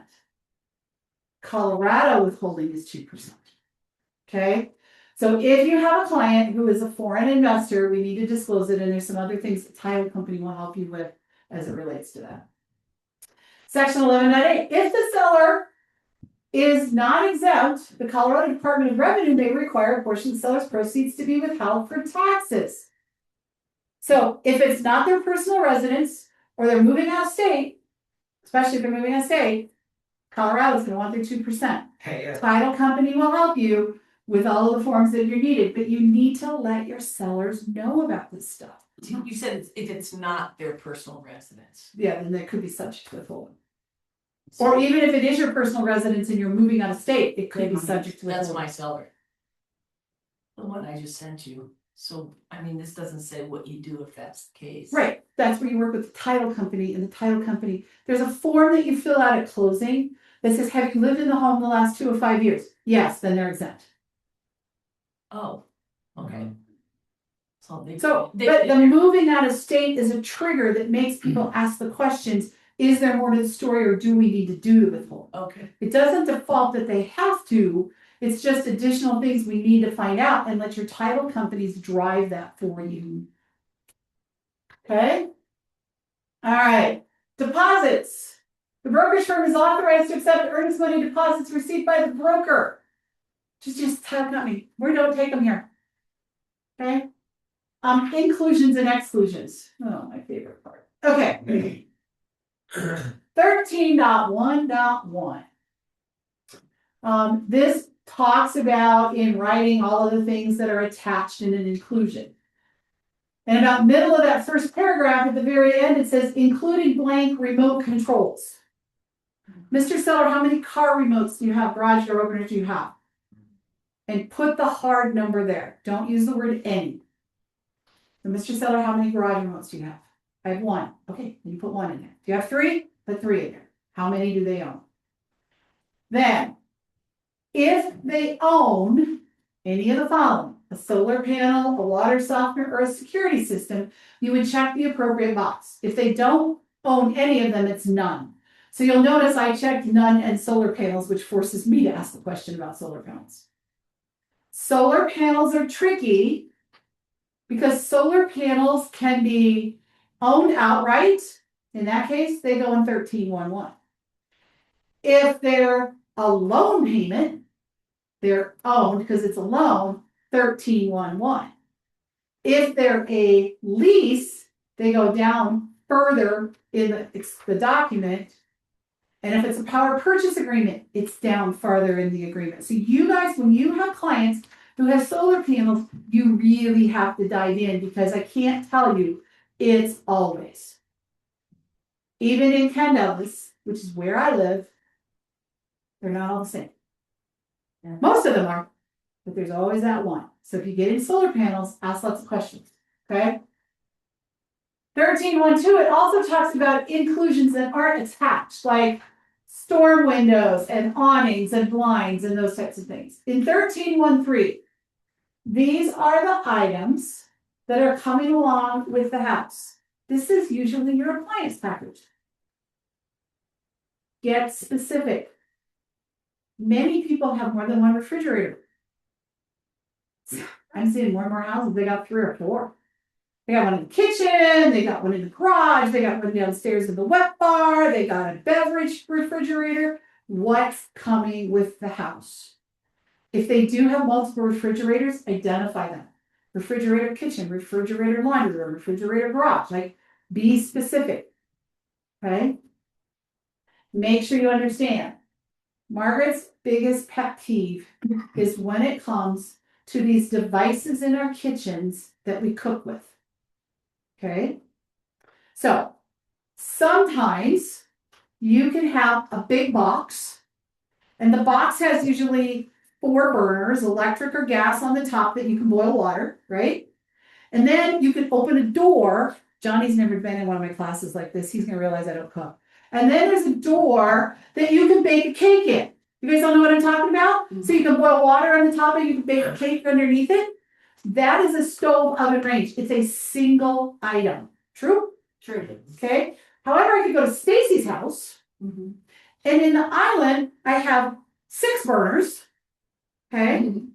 But there's nothing underneath to bake a cake. I can only boil water. That's a cooktop. Then over in the wall are like 2 doors that I can like open, and I can bake cookies in one and cakes in another one. Those are wall ovens. Sometimes be careful. One's a wall oven and one's a microwave. Here's the thing. Yeah. Commas matter. Yeah. Right? If you were to write at my house, because I have the single unit, if you wrote cooktop, comma, oven, how many unique items are you buying? 2. But I don't have one. You follow this? What do you call the combo again? So stove / oven / range, or you can just call it a range. I've done my homework. You guys, it matters. And what I feel like happens a lot is you put all these descriptions in the MLS and you click, yeah, I have this, I have a self-cleaning oven, I have this. And then when they pull that from the MLS, it looks like you have multiple units. Right. When they put it in their offer. And you have to like go, no, just let's be clear, I only have one thing. But you want to be But be clear in your listing paper. in your listing paperwork, and then a best practice from someone that I've been watching do, they actually put in the MLS in the broker comments to show the inclusions as follows, and they literally put it in exactly as it is from here. Okay? But I'm telling you, you don't want to have a comment in the wrong place. Right. All right? All right. Encumbered inclusions. 1314. If that solar panel system has a loan on it, the loan information goes in 1314. So you would put like Sonova, let's use them, so one name I'd come up with, right? Sonova loan, approximate balance, $32,000, monthly payment, $482. Or whatever information you get from the seller about what their solar loan is. Okay? You might also want to find out if it's assumable or not. Not all of them are. All right? Section 1316 is about leased items in the house. Well, so the leased items, that would be an issue are gonna be our friends, the solar panels, sometimes water softeners. So if your solar system is a lease, you're gonna show it in 13161 and say solar panels. And then you're going to put, what I would do is in that section, I would put in there current lease payment, X amount of money, whatever I can put in about that, because it doesn't ask us for to specific terms of the lease, but I want to put it in my agreement. Okay? Exclusions, what are they taking with them? Even in a vacant home, I always write seller's personal property. They might have left a room, and then they're no longer. Okay? Do you see that chandelier over there? Isn't it gorgeous? That was my great grandmother's. We're taking it with us. My advice is going to be take it down now and go to Home Depot, install a new one. Some people won't. So you're going to have to make sure that you show that as an exclusion in your listing contract because the chandelier is attached. So if there's anything that's attached, it seems to be the new hot button is bathroom mirrors. Yes. Bathroom mirrors are the biggest argument right now. Working with somebody the other day, I'm like, just go buy some new mirrors. Like, stop this. Okay? But they were hung on a nail like a picture, not attached. So they weren't attached to the wall like what the builders put in, right? Those big, ugly, flat pieces of glass, right? So instead, they were hanging. Thus, buyers assumed what? They're staying. They're staying because they're in the bathroom and they're in a mirror, and the seller goes, they're not attached. It's a little different than a piece of art. You don't know. So just, these are the things, you guys, I don't tell you this to scare you, I tell you this to make you aware. Okay? But if it's not an exclusion, still, that would be an issue, I guess, right? Well, let's put it this way, it becomes one. It's an issue because both people assume different things. Right. That's what it becomes an issue. That's why you gotta read the contract. Well, Exactly, but in that case, when do you define seller's personal property as a mirror in a bathroom? Right? Oh, yeah. It's a world of gray. I would argue that the contract says it's seller's personal property, but the buyer's gonna argue they're misled. Yeah, cause it's hanging. Nobody wants to go to court. Make it go away. over a mirror that you could buy for $100 or something. Alright, tree fixtures. Buyer agent, we can include them under 13.1.3 rate. Just to be on the safe side. So we're 13. Yes, Other, right? that's what I. Say that again, Vanessa, as you said buyer's agent. Buyer's agent, we can include them on there just to be on the safe side. Oh, if I'm writing a contract to Yeah. buy and sell, if I was teaching that class, the answer is yes. Okay. Thank you. Alright, trade fixtures. If they're leaving them behind. We have one right now, she's got a hair salon in one of the bedrooms. She's leaving behind the shampoo bowl, so that's gonna go there. Okay, So trade fixtures, whatever's being left behind. yep, they're included, right? The following trade fixtures are included, so we're gonna write shampoo bowl in the third bedroom. Okay, 13.4 parking and storage facilities. There's two boxes up front. You'll notice in my example, I wrote one in each box so that you could see you could put more than one. Is it a 2-car attached garage? Is it a 2-car detached garage? If you get in some of these communities, sometimes, yeah, carports, but you can also have attached and detached, right? You might have an attached garage up front that might be a single car in Applewood, and then behind they had enough room, they put a 3-car garage in the back that's detached. So you have the ability to put multiple parking spaces in here. This is not where you put the driveway. This is not where you write off street. No, this is a facility, a parking facility. I don't think a driveway is a parking facility. It becomes part of the land. You can pull up the driveway. You can get out concrete. So garages and carports is what you're typically going to find there. And then the second half of that is related to any other storage facilities that are on the property. Sheds, greenhouses, chicken coops. Those are some big ones. Okay, More and more chicken coops. more and more chicken coops. Okay. Water rights and well rights. If you get into deeded water rights, call somebody. That's what I'm gonna tell you, right? Well, the transfer of water rights is done differently. It doesn't automatically run with the property. So if you get out in an area and they've got water rights or ditch rights, right? So I'm gonna ask them, do you have any water or ditch rights, especially in Arvada and Wheat Ridge, and there's some in Edgewater. Is there anywhere else, Johnny, in the metro that we run into that you've come across? No. Yeah, so just be aware, just ask, do you have any water rights? If they do, they know. They might not think to tell you, but when you ask, they go, oh yeah, we do. Okay, when you get into those, call Bob, we'll help you. So they should know that, right? They should, if they have it, they should know, Okay. okay? But if you get into areas like Crested Butte, things like that, I had a satellite office in Crested Butte, there are homes there. And that are, I mean, Yep. you just gotta ask the question. The seller will know. Cause they probably bought it because it had that, and they like that, and they know, they Right. should know. Paid money for it. Yeah, Right. exactly. If it has a well, you're gonna check 1352 because then you're gonna put in the well permit number. If your seller doesn't know the well permit number, did you know you can find it? I don't. Nope. Title didn't care about well permits. Mm-mm. There's a website called Colorado Division of Water. And you can search a well permit. Yep. Water stop. We see this with consolidated water in Wheat Ridge, right? When you sell a property and they use consolidated water, there's actually 5 shares of water stock that get moved with the properties.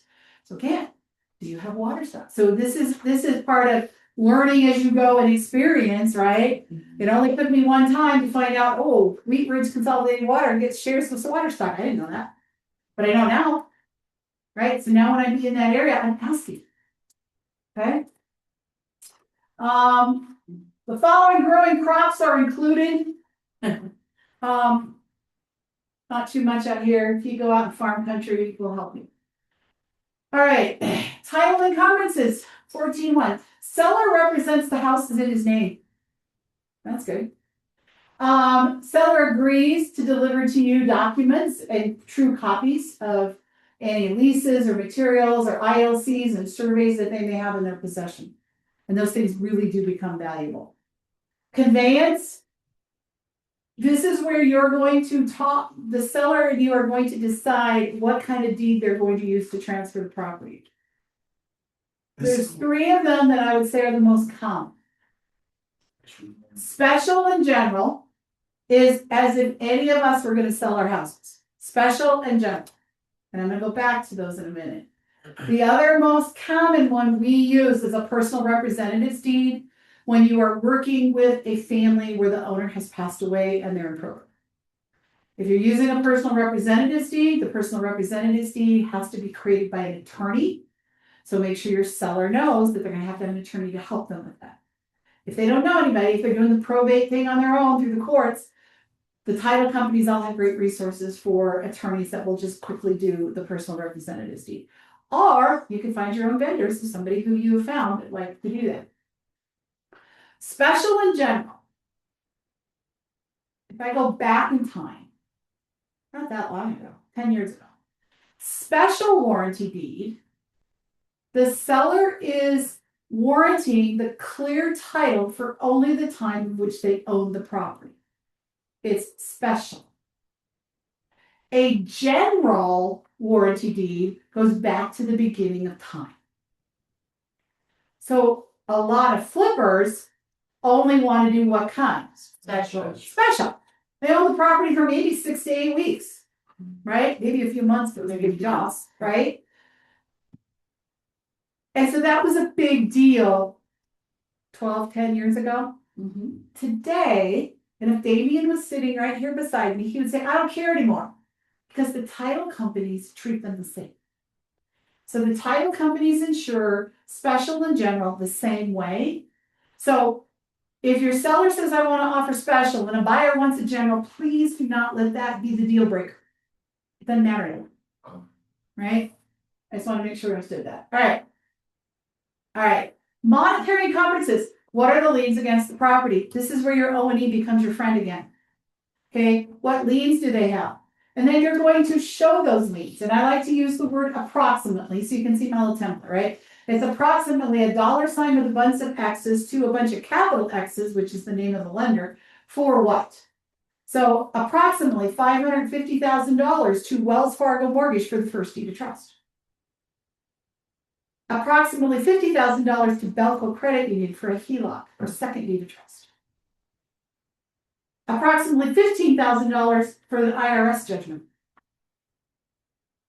Approximately X amount of dollars to Adams County for a judgment with Zales. Okay, so any liens that are on the property you want to show in 14.4. It doesn't have to be the exact amount, but you need to get the ballpark. Why do we care? Because they have to be paid back. Right, but at the time of the listing, why do I care? That's up to the title company to pay those off. Why do I care? Because they could come after the property. Title company will solve that. Why do I care, John? They're lienable. What else? What happened in 2008 and 2009? The money changes. The foreclosures. and Short sales. Short sale and foreclosures. What if all that number totals up to more than I can sell the property for? Right? If you don't know what they owe, You don't right? know what. Stacy closed one last year. The seller had to bring money to the closing table. Yeah, she's like. They owned it for barely 2 years and they bought here, and then the market kind of did this like, and then, yeah. So you want to know, do they have enough equity in the home to pay off the liens and the fees? Yeah. Okay? You are not a nonprofit. Okay, questions on that? Tenancies, 14.5. This is where if there's a tenant in place or they've got any leases with somebody, you would just describe them there. Section 15, evidence of title. It's customary for the seller to furnish to the buyer at seller's expense a current commitment and an owner's title insurance policy. That's where it says the seller's going to do that. Okay. Section 16 is all about HOAs. Okay. 16.1 is or is not. Are they in an HOA? Now we are forcing you to ask the question at the time you take your listing. Yep. Are they or are they not part of an HOA? Association assessments. How much are they in 16.2 and how often are they paid? Could be monthly, could be quarterly, could be annually, all of the things. And then the next question is, Mr. Seller, are there any special assessments? If there are no special assessments, you're going to write none other. If there is one, you're going to disclose it where you see none other on my template. Okay, so you want to know how much is the HOA fee, how often is it paid, and are there any special assessments? Best practice, call the HOA yourselves and get the information. How much is the HOA? How often does it get paid? Are there any special assessments? How much is the status letter? How much is the change fee? What are the sign rules? Right? You don't want to put a sign in the yard and have your seller get fined. Right? Right? Is there anything else about the property I need to know? Yeah, do they have any reserves?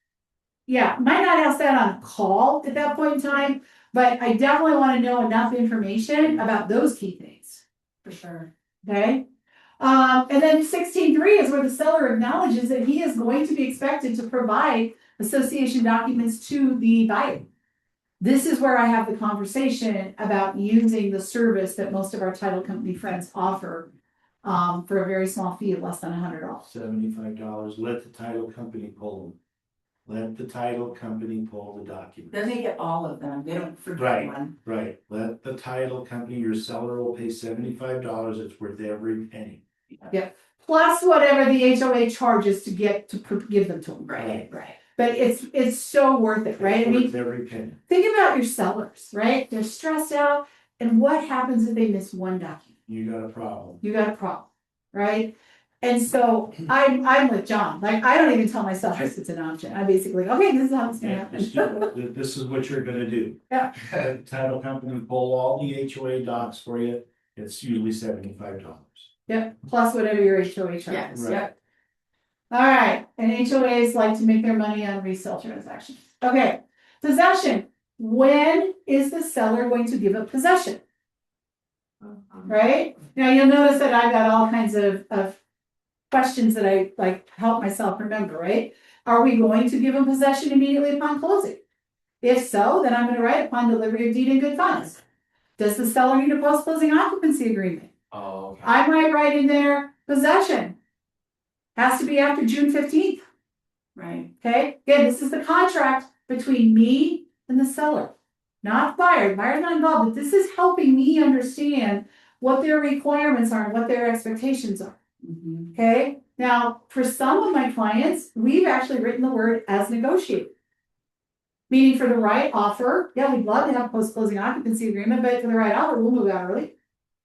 Right? So this is the rise the conversation with you and your seller about what is their expectation around possession. Okay? All right. Section 18 talks about broker's obligations. Basically, it requires us to disclose to any prospective buyer all adverse material facts known by the broker. Please don't go testing for meth. Right? Not your job. If you know, disclose. If you know, disclose, whether you're the seller or the broker.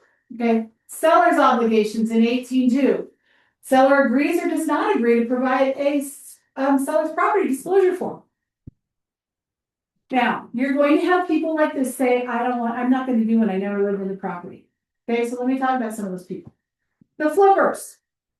Hey Vanessa, when you flip a house, do you know everything you did to the house? Yeah. Did you live in it? No. But you know something. Then fill out the property disclosure. Right. But guess what? She's going to tell you no. I never lived in the property. Okay?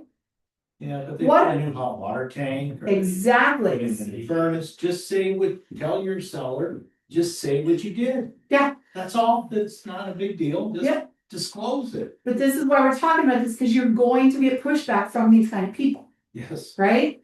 Okay. Hey, you know what? I've owned this investment property for 20 years, but I've never lived in the home, so I don't know anything about it. I never lived in it. Okay, I'm There's throwing something though, I'm right? throwing a baloney Yeah. claim because who got called when the toilet backed up? Right. Who got called when the furnace went out? The owner? What if they have a property management company? They still get the bill. for it. They still know. But that happened to me. The whole thing is that you tell us what you know. Yes, but my whole point to this is that you guys are going to come across sellers who are going to tell you no when they get to this section. Because they believe the property disclosure is there to harm them. And the reality is the property disclosure is there to protect them. Right? If you've disclosed everything you know to believe to be true and what you've done, you can't get in trouble. But when you did something and you didn't tell and something went wrong, that's where you got That's the problem. the problem. So this is why you guys as brokers need to understand this so that you can explain to your sellers why it's so important. And it's long, it's 7-8 pages Yeah, it's long. it grows. Yeah, and it asks a lot of other questions, not just about the house, the weeds and, zoning. I mean, if they know, they know. If they don't know, they don't have to, they just keep reading on. Right. And they gotta have to read. disclose. You gotta read every section because the questions get twerked differently. But here's the other thing. One of the pieces on the seller's property disclosure is it a member of the HOA? So is there an HOA involved? So even if they don't know anything else, They know that. they know who the HOA is, disclose it. Do you know where the mailbox is? Then put it in there. Put the source of water in there. Even if that's truly the only things you know. And I had one of those where it was an estate and they really didn't know anything. Then they at least knew those three pieces and we filled it out, and that's what we knew. There's only been one time in 12 years. You guys gotta remember, coaching for 9 years, I've looked at a lot of contracts. There's only been one instance where it made no sense for the seller to fill out the property disclosure. It was a single family home. I don't know if the broker that I did it with is here or not. Single family home. The owner passed away. The executor of the estate was a third party corporation. They truly did not know anything about the house. They didn't do it. But that's the only time I can come up with that it would ever be legit. Think about the kids selling mom and dad's house. For those of you that have the good fortune of still having your parents, and they live in their home, do they whine and complain about when the furnace goes out, or if they had a water leak? Do they talk to you about that? Yeah. Yes. So when mom and dad are no longer here, did you have knowledge?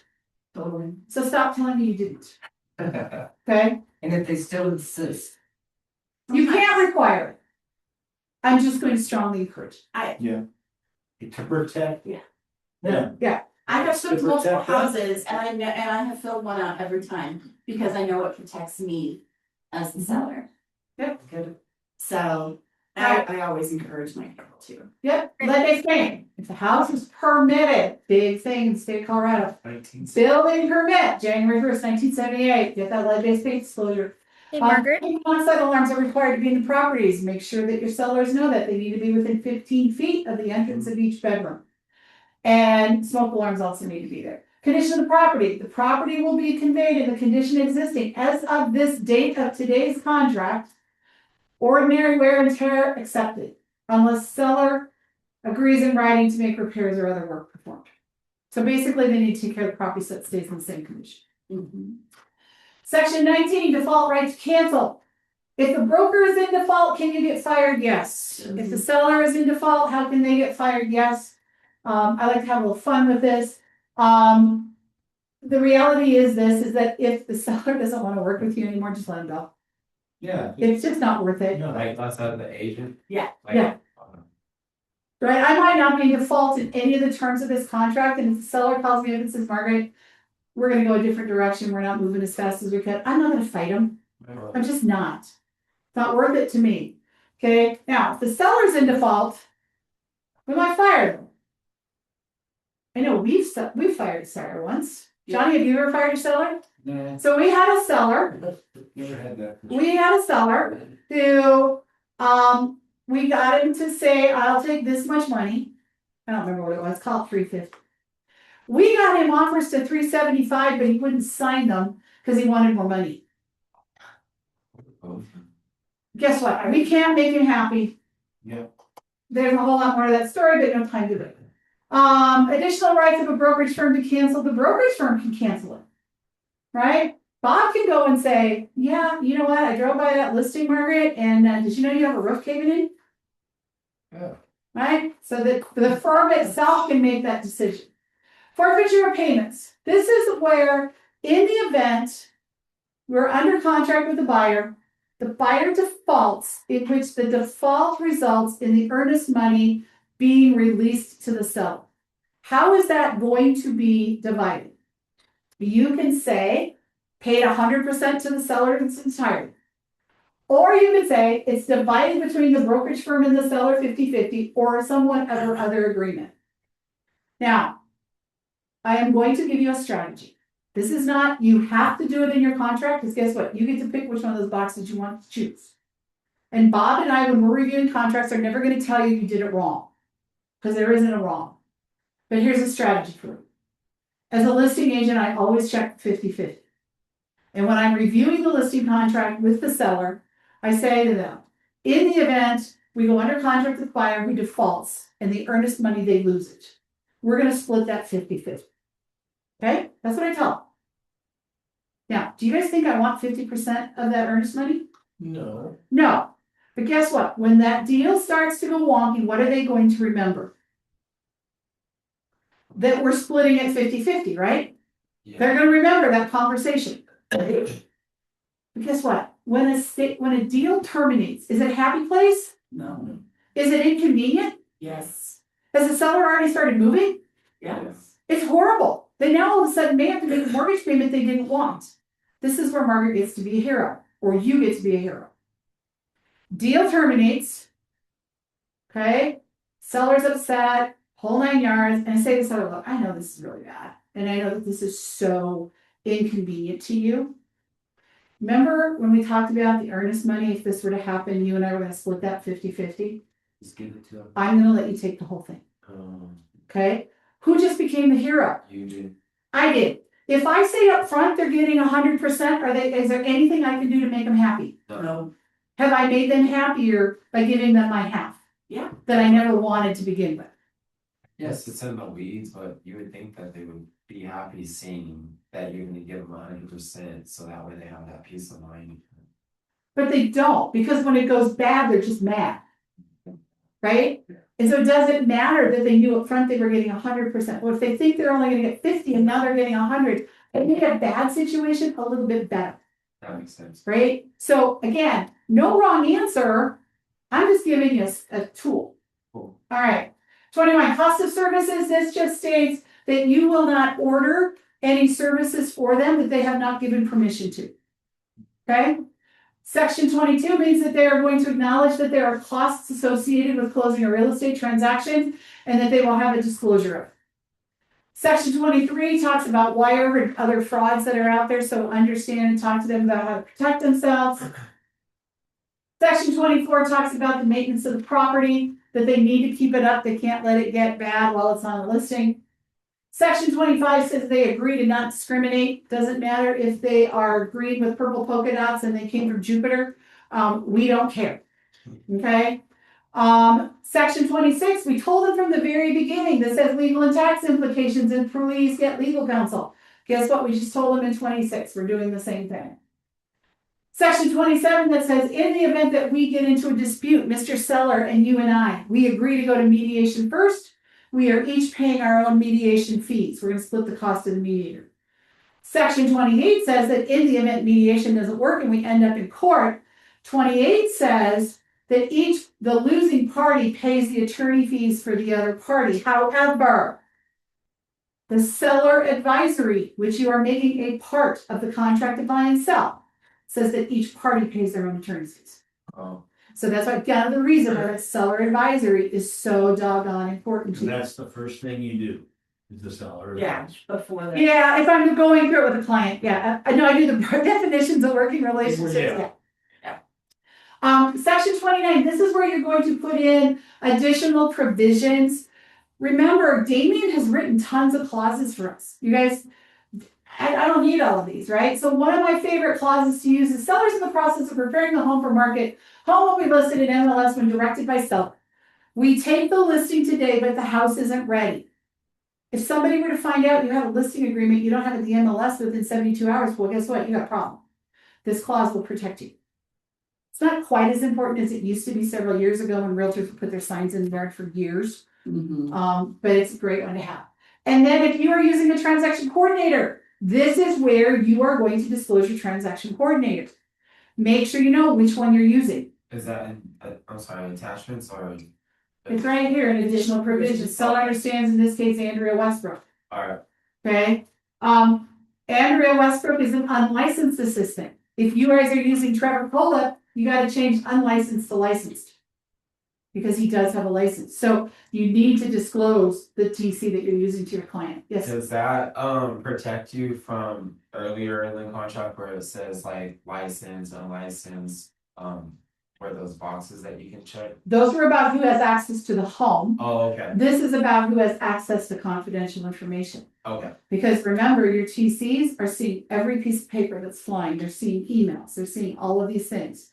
We recently had to have our TC sign a non-disclosure agreement with the brokerage firm that they will keep everything confidential, right? But you still want to disclose to your sellers and or your buyers if you're using one. Okay? They're both great. I will say this. Attachments. What are you attaching as part of the contract? Always the seller advisory, right? Because that's a document that says a whole lot of good things, including informed consent. Okay, which is going away now in the middle of the year, but that's okay. We're gonna have a new contract. Maybe I can get a new contracts class approved, and then we can do more CE credits. Yeah. And then if you have a home prior to 1978, you want the lead-based paint obligations to settle. You want to show that those are part of your contract. 31 says there's no other intended beneficiaries. 32 just talks about what's considered physical delivery. I still don't know why we have faxes on here. I'm about ready to put in additional provisions that faxes will not be accepted. Just because the contract says they will, and I don't have a way to receive a fax. So, I want to talk to somebody about fixing that. 33, modification of the seller listing contract. Any modifications carry forward. Counterparts. Everything must be executed with both parties. I'm specifically talking about your listing contract amends and make price changes. 35 just talks about that this agreement is in its entirety and that the seller is getting a copy of the contract, both parties are signing it, and boom, we're done at 12 o'clock. Thank you, Margaret. And I threw in a bonus section, okay. Fast. Disclosure of settlement costs. I'm just thinking, who's providing that? I, like, when I have the buyer, I'm always working with the lender, and the lender's doing all that for the buyer, but we must be forgetting one of that. Okay, so in the seller side, first of all, we talked about this at Team Rally yesterday, 2 days ago. Right? We talked about seller net sheets, right? The title company was in talking about, are you using seller net sheets at your listing appointments? Estimated net sheets. So in that process, are you disclosing estimated costs of sale? Yes? Okay, then when you submit an offer to your seller, are you creating an updated estimated net sheet based on the terms and dates as it's written in the contract? I hope so. It's a great best practice. Are you disclosing more costs? Yes. Prior to closing, please, regardless of what size you're working, get a copy of the settlement statement for the party that you're representing. If you represent the seller, call the title company 3 or 4 days before closing and say, hey, you have a copy of the seller's settlement statement, I want to take a look at it. And then share it with your seller after you've gut checked it to make sure it's right. And when you send that to the seller, are you not disclosing the cost of the settlement? Yes. Okay. Good questions. Thank you, Margaret. You're Yeah, thank you, welcome. Margaret. 12:30, so I have to run, but thank you. You're welcome. Margaret. Thank you. All right, any other questions? Thank you, Margaret. Thank you so much, Margaret. Well, who is that? That's my guy D. Oh, is that Dee? Yeah. Yeah, okay. On the Zoom, I don't normally see, like, I just saw Jeff Gorman. I know. Jeff, I haven't seen Jeff before. I know, we should all text Jeff Gorman and go, good to see your face on Zoom, show up. Okay, you guys, thank you so much. I hope this is valuable. And we will see you all. We'll do another contracts class next week. Next month. Bye. I was like, next Bye. week. Thank you. Thank you. Bye, thank you. Bye, guys. Thank you.